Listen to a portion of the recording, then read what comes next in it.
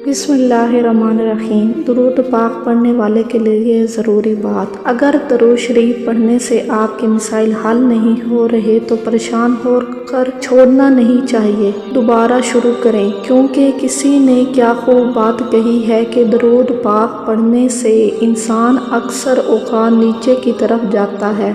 वजह इसकी ये है कि दुरूद शरीफ हज़रत मोहम्मद सल्लल्लाहु अलैहि वसल्लम की मोहब्बत में पढ़ा जाता है। मोहब्बत में आज़माइश शर्त है, और जो इस आज़माइश में दुरूद पढ़ता रहता है फिर इसे बुलंद मुकाम मिलता है, और जो छोड़े इसे नुकसान होता है। और ये बात मुझे दो अलग अलग साहिब इल्म लोगों ने बताई, जिनका काम जल्द हो जाए तो वो दुरूद शरीफ पढ़ना ना छोड़ें। दुरूद मतलबी बन कर ना पढ़ें, बल्कि दुरूद मोहब्बत में पढ़ें। जिन्होंने शुरू नहीं किया 1 करोड़ की नीयत वाले शुरू करें, तमाम गमों से नजात मिलेगी एक दिन। सल्लल्लाहु अलैहि वसल्लम। मेरे लिए भी खास दुआ करें और चैनल को सब्सक्राइब जरूर करें। शुक्रिया।